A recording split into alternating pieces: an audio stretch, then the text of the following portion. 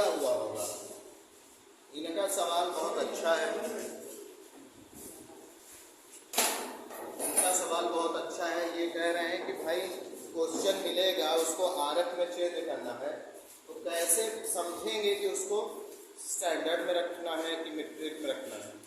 तो आपको जब क्वेश्चन दिया जाएगा ना आरएफ में चेंज करने के लिए, तो उसमें कुछ इस तरह से लिखा होगा कि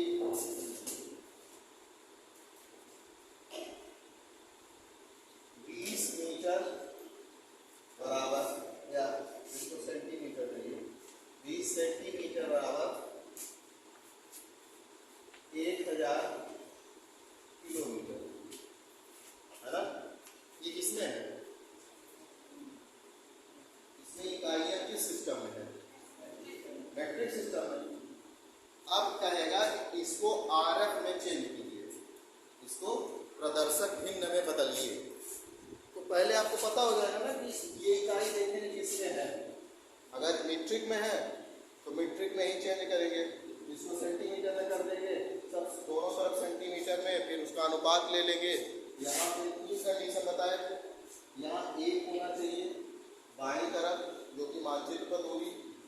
दूसरी कि आपको क्या करना है, मीट्रिक सिस्टम देखना है, मीट्रिक है तो सबको सेंटीमीटर में लाना है ना। और तीसरा कि दोनों तरफ की यूनिट क्या होनी चाहिए, सेम होनी चाहिए। इधर अगर सेंटीमीटर में करेंगे तो इधर भी कितना होना चाहिए। ऐसे ही उसमें क्वेश्चन दिया रहेगा, मान लीजिए दिया है 1 यार्ड बराबर 200 मान लीजिए दिया हुआ है चेन। यार्ड और चेन को देख के आपको क्या लगेगा, स्टैंडर्ड सिस्टम है, तो सबको किसमें स्टैंडर्ड में ही रखना है, तो आप उसको 300 बता दें इस तरह से।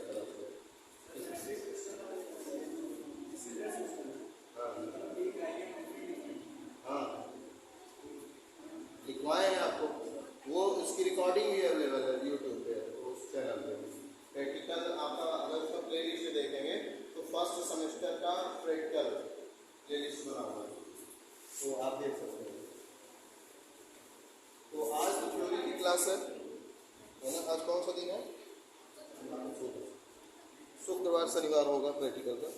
तो हम लोग थ्योरी पे बात कर रहे थे, उसको कंप्लीट करते हैं।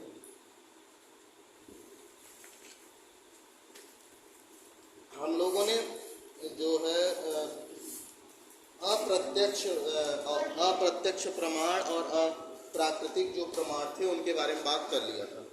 हमको अब प्राकृतिक और प्रत्यक्ष प्रमाण से बात करनी है। प्राकृतिक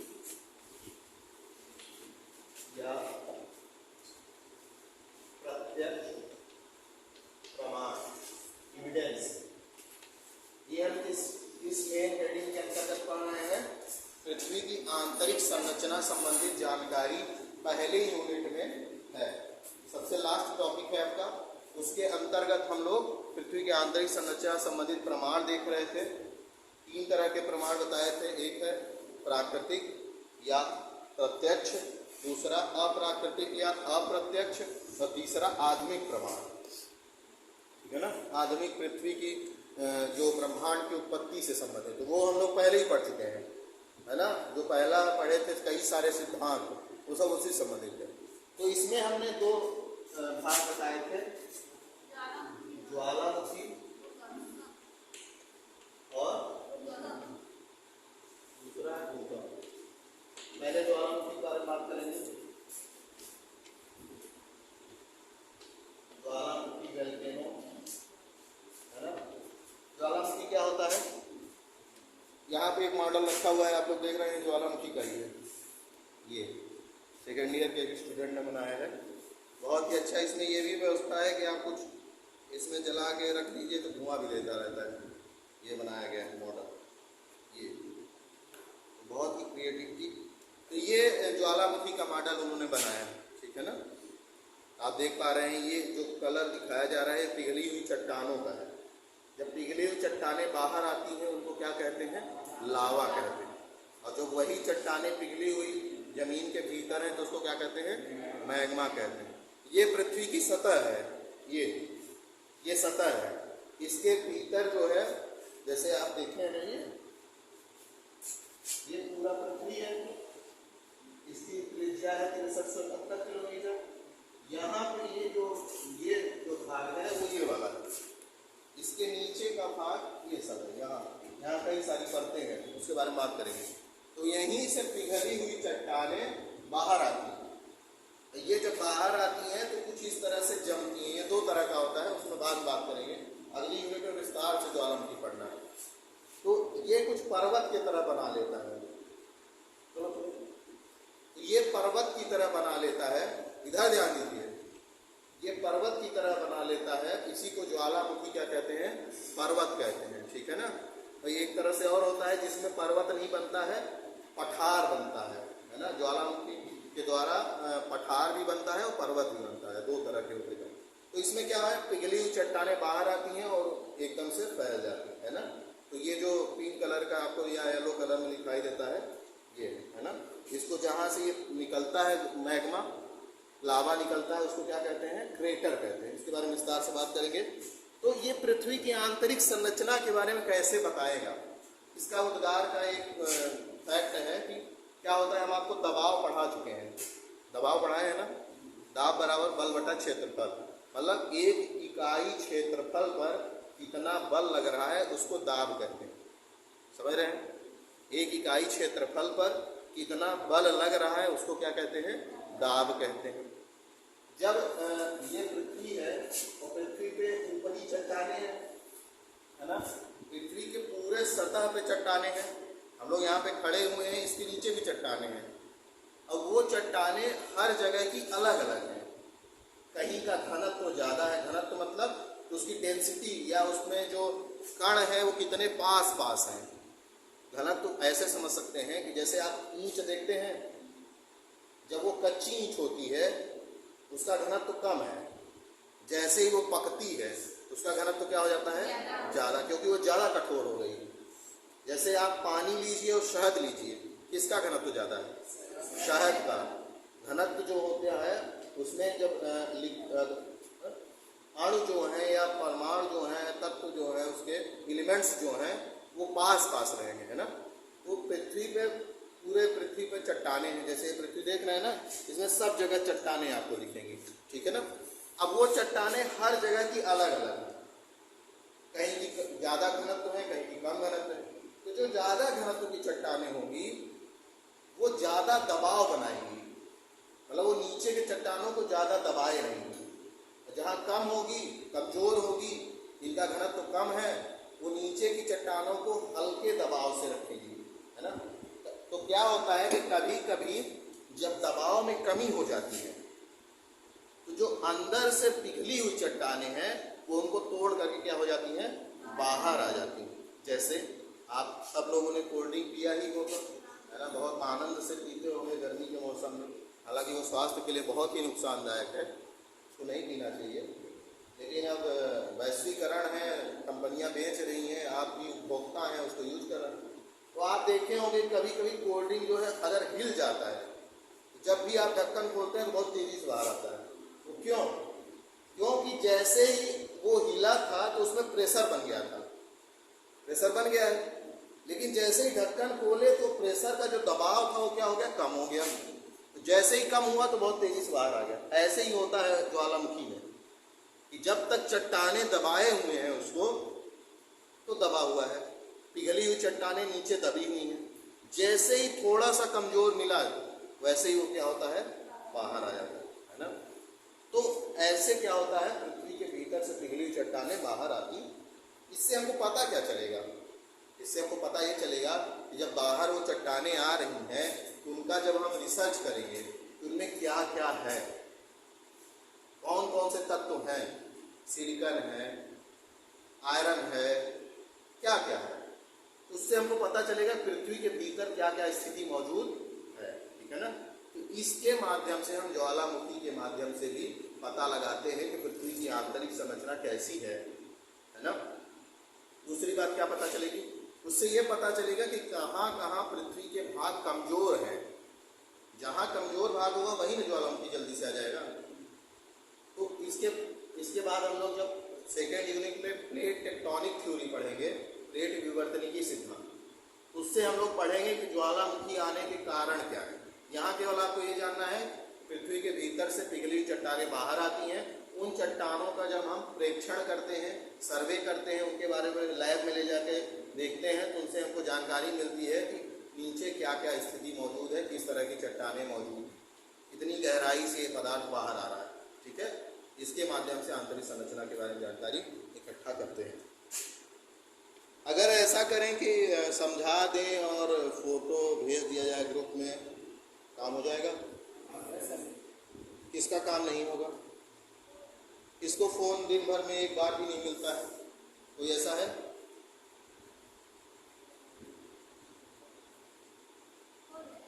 कोई ऐसा है तो बोल दीजिए, लिखा देंगे। कोई है? नहीं है ना? तो ठीक है, तो आप समझा दे रहे हैं, क्योंकि लिखाएंगे तो वक्त ज़्यादा लग जाता है। इमेज भेज देंगे तो उसको पढ़ लीजिएगा। ठीक है, नेक्स्ट है भूकंप। ये ज्वालामुखी वाला समझ में आया? जो लोग नए आए हैं, जैसे आज आप नहीं आई है ना, तो आप नंबर दे दीजिएगा, ग्रुप है उसमें वीडियोस अपलोड होते हैं, देख लीजिएगा उसको, वो आपका पुराना कवर हो जाएगा। एक दिन जब नहीं आते हैं, अगले दिन आते हैं, तो उस दिन का लेक्चर देख के आया कीजिए। जैसे आज कोई नहीं आया है, कल आ रहा है, तो आज का लेक्चर देख के आया कीजिए, तो आपको फायदा होगा। नहीं तो अगले दिन बैठे रहेंगे, बस समझ में नहीं आएगा। अब भूकंप पे आते हैं, इंग्लिश में अर्थ प्रयोग करते हैं। भूकंप का मतलब क्या है कि किसी भी कारणवश पृथ्वी पर हलचल उत्पन्न हो। किसी भी कारणवश पृथ्वी पर क्या होना? हलचल उत्पन्न होना भूकंप कहलाता है। भूकंप महसूस किए हैं? यहाँ पे अगर रहते होंगे तो 1 बजे के आसपास भूकंप आता है। वो क्यों आता है? वो प्राकृतिक नहीं है, वो अप्राकृतिक है। क्यों? क्योंकि बगल में माइनिंग होती है, वहाँ पे विस्फोट कर रहे हैं जमीन के भीतर, उस विस्फोट के कारण तरंग आ रहा है ना, भूकंप आ रहा है। तो प्राकृतिक और अप्राकृतिक 2 तरीके के भूकंप है ना। और एक होता है आंतरिक और एक होता है बाह्य। आंतरिक कारणों के कारण भूकंप और बाह्य कारणों के कारण। तो पहले आंतरिक और बाह्य देख लेते हैं। आंतरिक कारणों से और बाह्य कारणों। सबसे पहले आंतरिक की बात करेंगे। देखिए, हम आपको बताए थे कि पृथ्वी के भीतर जो है, जैसे अभी आप लोगों ने पढ़ा है कि पृथ्वी के भीतर पिघली हुई चट्टानें हैं, वो जब पृथ्वी के भीतर से बाहर आएंगी तो वो जमीन को क्या करेंगी? तोड़ेंगी। जब भी ज्वालामुखी उद्गार होगा तो आसपास के क्षेत्र में भूकंप आएगा। क्यों? क्योंकि जब चट्टानें टूट रही हैं तो वहाँ कुछ न कुछ तो हलचल होगी ही ना आसपास, तो वो भूकंप का एक कारण है, पृथ्वी के आंतरिक चट्टानों के कारण। ठीक, कभी कभी क्या होता है कि पृथ्वी की जो आंतरिक प्लेट है, प्लेट मतलब ये समझिए कि जो पृथ्वी है इसकी सतह पे कई सारी इस तरह से संरचना है। अभी इतना ही समझिए, जितना बता रहा है। एक ऐसे है, एक इस तरह से है, फिर एक ऐसे है ना, ऐसे इस तरह से है ना। ये है पृथ्वी। आपको हम दिखाते हैं कि एकदम जुड़ा हुआ है, लेकिन एक पूरा समूह नहीं है। जैसे आपने फुटबॉल देखा है, उसमें कई सारे षटकोण आधार में बना होता है, हेक्सागोनल। इस तरह से उसमें संरचना है। जैसे इसमें बनाएंगे अगर, तो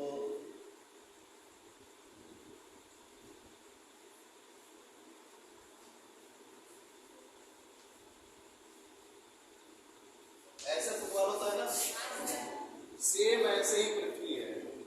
एक एक जो आपको पार्ट दिख रहा है, वो एक एक चट्टान के बहुत बड़े बड़े टुकड़े हैं, है ना।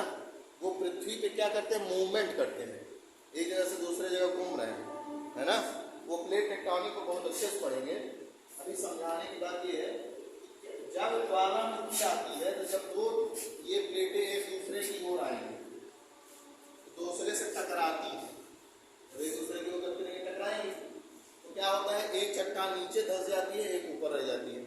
जब नीचे धंसने वाली चट्टान जब टकराएंगी तब तो भूकंप आएगा तुरंत, लेकिन जब वो वहीं नीचे जाती हुई चट्टान एक ऐसी जगह पहुंचता है जहां पे ज़्यादा तापमान हो जाता है। हम आपको बताएं कि जब गहराई में जाते हैं तो तापमान बढ़ता है और प्रति 32 मीटर पर 1 डिग्री सेल्सियस तापमान बढ़ता है। तो जब वो नीचे जाती हैं तो वहाँ पे जाके वो पिघलने लगती है और जैसे ही पिघलती हैं वहाँ पे ऊर्जा तरंगे काम करती हैं, तो उन पिघली हुई चट्टानों को ऊपर की ओर लाएंगी। जैसे ही ऊपर की ओर लाती हैं, जब वो सतह कमज़ोर होती है तो बाहर आ जाती है। जब वो सतह कमज़ोर होंगी तो टूटेंगी तो भूकंप आएगा, है ना। तो आंतरिक कारण ये होता है, इसके बारे में विस्तार से आगे चर्चा करेंगे, बस इतना समझिए। बाह्य कारण जैसे आप खनन कार्य कर रहे हैं, वहाँ पे विस्फोट कर रहे हैं, बहुत बड़ा डैम जो बनता है उसके कारण भी क्या होता है कि उस जगह पे बहुत दबाव बनता है ना। उसके कारण भी क्या होता है, हलचल थोड़ा बहुत होता रहता है ना। ये बाह्य कारण तो ये है। और एक किसान आपको बता रहे थे प्राकृतिक और अप्राकृतिक कारण। तो जो आंतरिक घटनाएं होती हैं वो प्राकृतिक कारण के ही कारण होती हैं। बाह्य वाली जो है वो अप्राकृतिक कारण है, मैन मेड हो सकती हैं, है ना। और मैन मेड भी हो सकती हैं और प्राकृतिक भी हो सकती हैं। आंतरिक जो कारण है ये प्राकृतिक ही होगा, लेकिन बाह्य वाला अप्राकृतिक और प्राकृतिक दोनों होगा। अप्राकृतिक और प्राकृतिक ये कैसे होगा? प्राकृतिक में जैसे मान लीजिए आप लोगों ने लैंड स्लाइड सुना होगा, भूस्खलन, है ना। जैसे बहुत बड़ी चट्टान, जैसे हिमालयी प्रदेशों में ज़्यादातर होता है ये, कि वहाँ पे बहुत तेज बारिश हुई, बहुत बड़ा पर्वत का जो भाग है वो कट के उसी के साथ गिर गया। बहुत बड़ी बड़ी चट्टानें जब जमीन पर टकराती हैं तो उसके कारण हलचल थोड़ा उत्पन्न होती है ना। तो ये प्राकृतिक कारण है, ठीक है ना। दूसरा हाँ ये प्राकृतिक। अप्राकृतिक में वही जैसे डैम बना लिया, है ना, या विस्फोट कर रहे जमीन के भीतर, तो वो कारण के कारण भूकंप आते हैं। अब भूकंप कैसे आता है इसके बारे में थोड़ा बात कर लेते हैं। इसलिए जो नहीं लिख पाए हैं वो वीडियो देख लीजिए, समझ लीजिए, बाकी ये सब तो मिल ही जाता है आपको। यहाँ पे समझ लेंगे तो जीवन भर काम देगा। छापने के चक्कर में पड़ेंगे, छाप बोलेंगे तो समझने में दिक्कत नहीं। देखिए अगर ये पृथ्वी है तो पृथ्वी के जिस बिंदु पर, मान लीजिए यहाँ से क्या है, भूकंप की उत्पत्ति हो रही है ना। पृथ्वी के भीतर से भूकंप कभी कभी, जैसे कहीं अगर बाह्य विस्फोट होगा, बाह्य कारण होगा तो पृथ्वी के सतह पे होगा, है ना। वो थोड़ी सी गहराई, मान लीजिए खनन का कार्य चल रहा है, 1 किलोमीटर गहराई में खन रहे हैं, है ना, माइनिंग कर रहे हैं, वहीं पे डायनामाइट लगाया, विस्फोट किया, तो मतलब बहुत सतह के पास से विस्फोट होगा, वो उसका क्षेत्र बहुत कम होगा। लेकिन जो प्राकृतिक भूकंप होते हैं उनका क्षेत्र बहुत ज़्यादा होता है, बहुत ज़्यादा प्रभावकारी प्राकृतिक वाला होता है। तो जैसे जिस स्थान से, अभी हम लोग इसमें क्या क्या पढ़ने जा रहे हैं, 3 तरंगे हैं उनके बारे में पढ़ेंगे। भूकंप की 3 तरंगे होती हैं। भूकंपीय तरंगे कहते हैं, सिस्मिक वेव कहते हैं, ES और L, प्राइमरी वेव्स प्राथमिक तरंगे, सेकेंडरी वेव्स द्वितीयक तरंगे, L वेव्स धरातलीय तरंगे, इनके बारे में पढ़ेंगे। इन्हीं के प्रेक्षण के आधार पर पृथ्वी की आंतरिक संरचना का वर्तमान में जो मॉडल है वही दिया गया है ना। इसके बाद जस्ट पढ़ेंगे कि पृथ्वी की कितने परतें हैं, किस किस आधार। तो उसको बनाने का जो प्रमुख साधन है वो क्या है, भूकंपीय तरंगे हैं। अगर आपको भूकंपीय तरंगे नहीं पता होगा तो आपको नहीं समझ में आएगा कि पृथ्वी की आंतरिक संरचना को कैसे विभाजित किया गया है। आप समझ पा रहे हैं कि नहीं?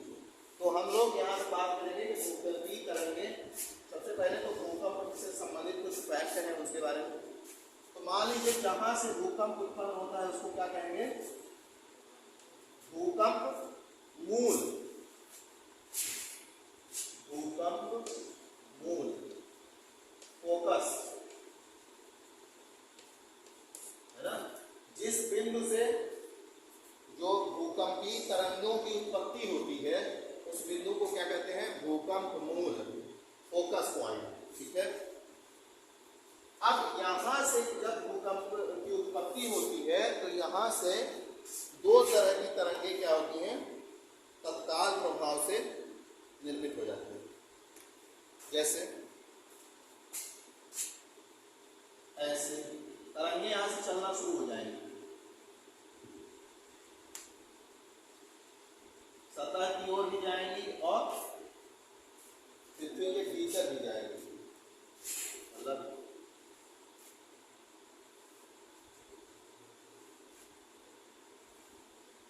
ठीक है, भूकंप जो केंद्र है या भूकंप मूल जो है ना, यहां से कई सारी तरंगें जो हैं उत्पन्न होंगी। कई सारी में केवल 2 उत्पन्न होंगी, प्राइमरी प्राथमिक और द्वितीयक एस, पी और एस।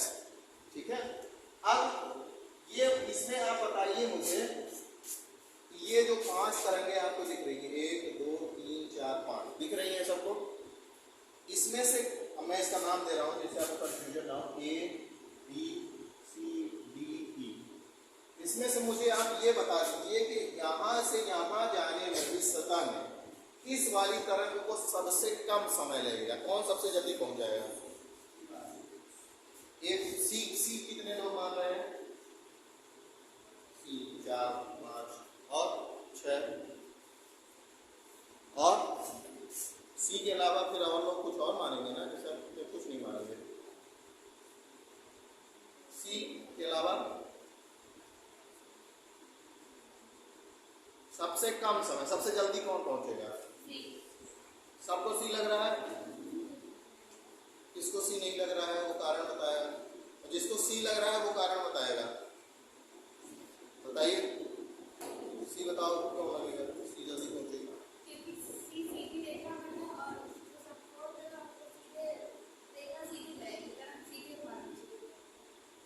सीधी रेखा होने के कारण क्या होगा?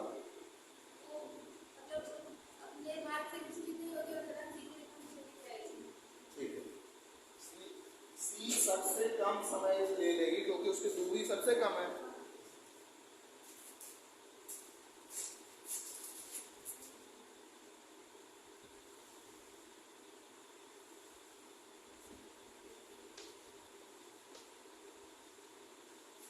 कौन समय लेगा? ये वाला दूर लग रहा है ना, अगर आप इस रास्ते पे चलेंगे तो यहाँ जल्दी पहुंचेंगे, इस रास्ते पे चलेंगे दूर पहुंचेंगे, है ना।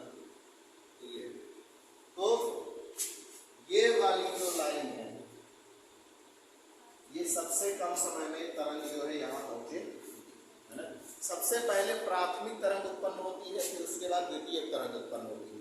ठीक है, तो प्राथमिक तरंग सबसे पहले उत्पन्न होकर सतह के साथ टकराती है, और सतह के जिस स्थान पर टकराती है उसको क्या कहते हैं? अभिकेंद्र, इपिसेंटर। इसको कहेंगे अभिकेंद्र, अभिकेंद्र, इपिसेंटर।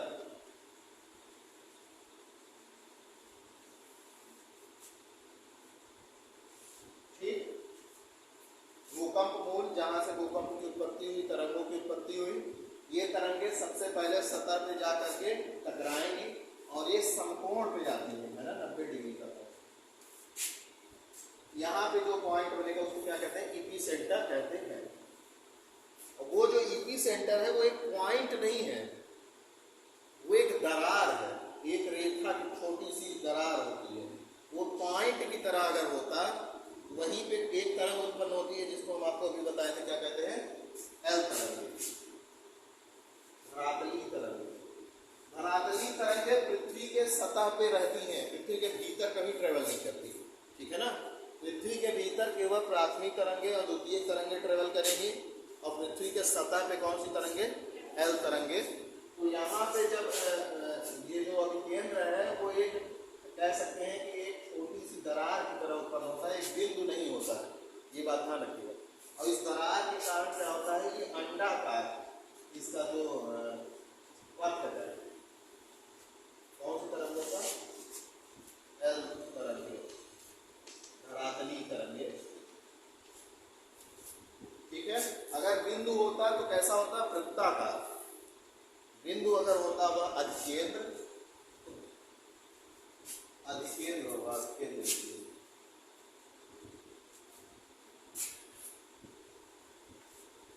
अगर वो बिंदु होता तो कैसा होता है? एल तरंगों का पथ वृत्ताकार, वो एक छोटी सी दरार की तरह बनता है वहां पे, क्योंकि जब तरंगें निकलती हैं तो एक बिंदु से थोड़ी निकलेंगी, वो थोड़ा सा दरार की तरह निकलती है ना।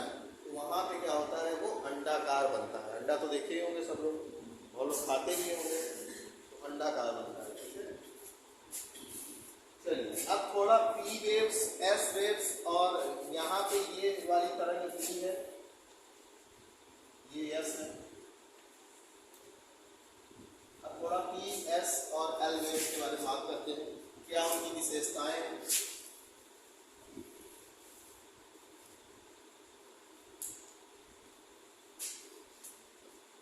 पी वेव प्राइमरी वेव या प्राथमिक या प्रधान?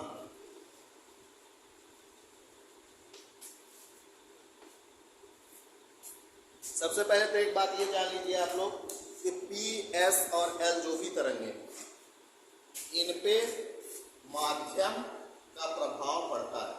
माध्यम और घनत्व।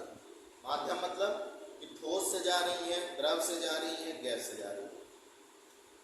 घनत्व, ज़्यादा घनत्व है, कम घनत्व है, इसका प्रभाव इनकी गति पर और इनकी दिशा पर पड़ता है।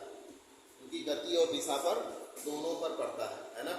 आपको एक छोटा सा सिद्धांत बता देता हूँ, क्योंकि उसका इसमें प्रयोग होगा आगे, जिसकी बात है ना। तो भूगोल जो है ना, बहुत ही साइंटिफिक सब्जेक्ट है। आप लोग पढ़ रहे हैं, बहुत बड़ी बात है, आपको अपने पर गर्व होना चाहिए, क्योंकि आप भूगोल जैसा सब्जेक्ट जो पढ़ रहे हैं, समझ पा रहे हैं, है ना, प्रयास कर रहे हैं। क्योंकि ये जो भूगोल है, ये ह्यूमैनिटीज और साइंस के बीच ही कड़ी है, इसमें दोनों चीज़ें प्रयोग होती हैं। हम आपको पहले ही बता चुके हैं कई बार। तो जैसे आपने परावर्तन और अपवर्तन का सिद्धांत पढ़ा होगा, है ना। परावर्तन को क्या कहते हैं? परावर्तन को कहते हैं रिफ्लेक्शन। रिफ्लेक्शन। अपवर्तन को क्या कहते हैं? रिफ्रैक्शन। अपवर्तन को इंग्लिश में कहते हैं रिफ्रैक्शन। रिफ्रैक्शन। इनके बारे में पढ़ेंगे कि क्या है चीजें। इसको हटा देते हैं।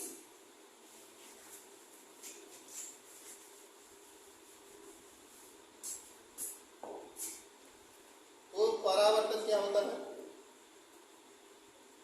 आप लोग शीशे में अपना चेहरा तो रोज ही देखते होंगे, दिन भर में 5, 6 बार, 10 बार। अरे अभी सुबह देखा था तो परिवर्तन आ गया है क्या कुछ फेस वॉश लगाने के बाद? तो शीशा जो होता है, आप अगर कभी टूटा हुआ शीशा देखे हो, उसका कवर ववर निकल गया हो, है ना, तो वहाँ देखते हो कलर किया हुआ है, देखें तो लोग रेड कलर या किसी भी कलर। ऐसा क्यों किया जाता है? जिससे कि जो प्रकाश की किरणें हैं वो आर पार में चली जाएं। हम किसी वस्तु को क्यों देख पाते हैं? कोई बताएगा मुझे 1 मिनट में?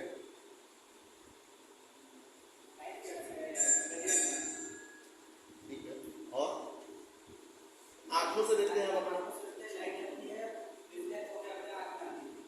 जैसे मान लीजिए कि आप मुझे देख रहे हैं, कैसे देख रहे हैं मुझे? तो लाइट क्या हो रही है? कहाँ से?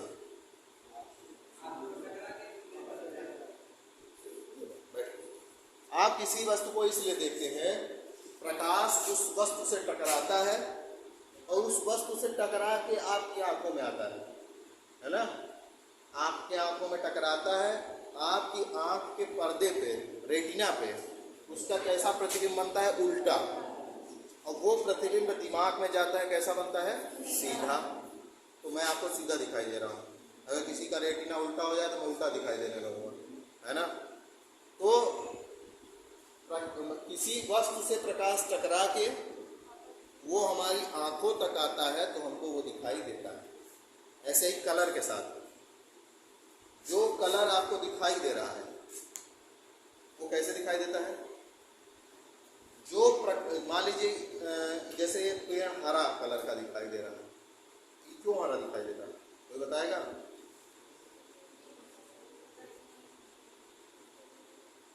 कोई वस्तु उस रंग की क्यों दिखाई देती है?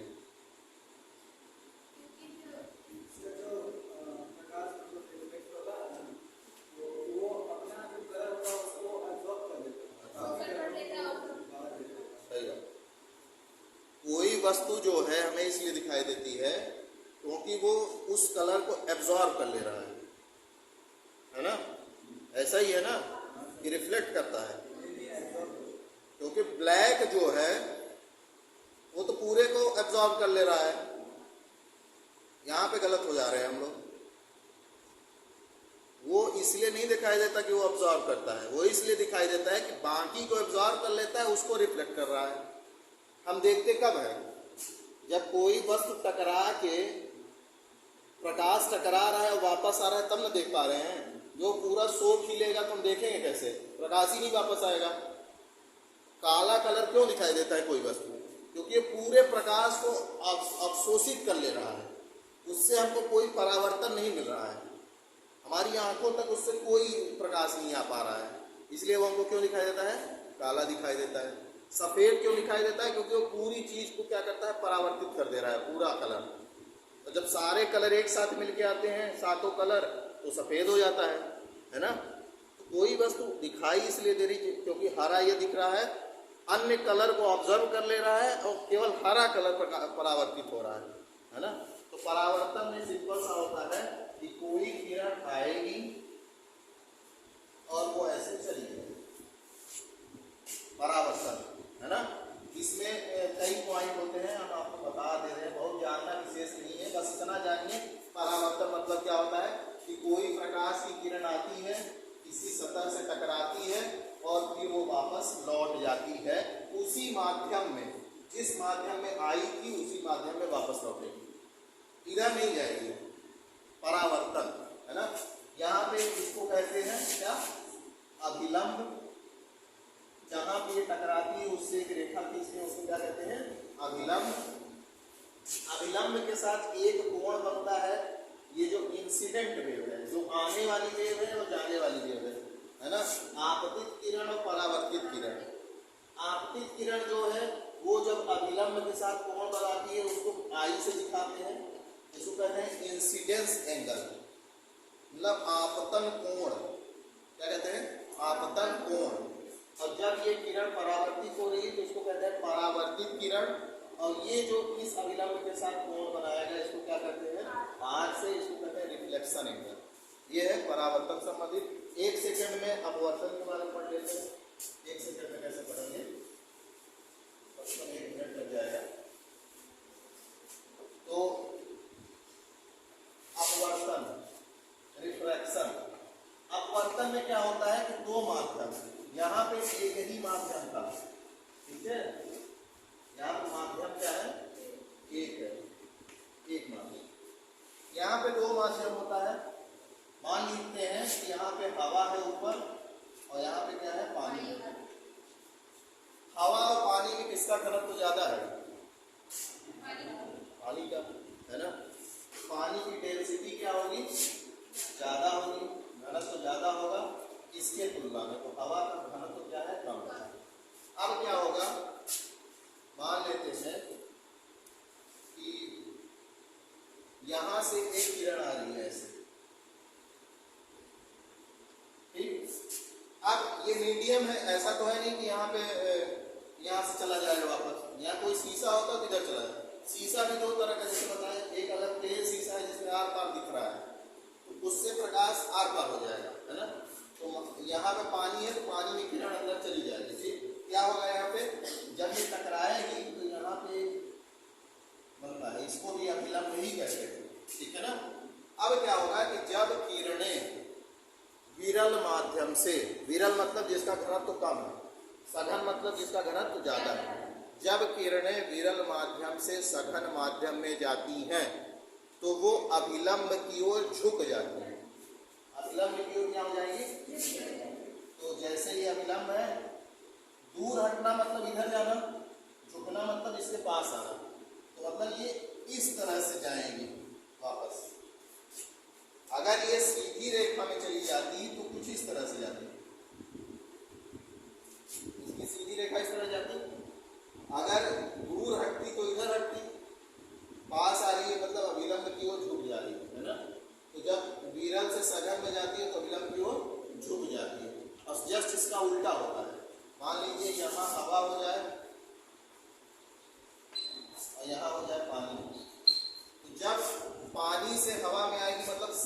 से विरल में तो क्या होगी, इस तरह से नहीं फिर किस तरह से जाएगी, ठीक है ना। तो ये है परावर्तन अपवर्तन, इसका प्रयोग कल करेंगे, है ना। तो कल भूकंप वाला क्लियर कर लेंगे, वर्षों आंतरिक संरचना की पढ़ना। चलिए ठीक है।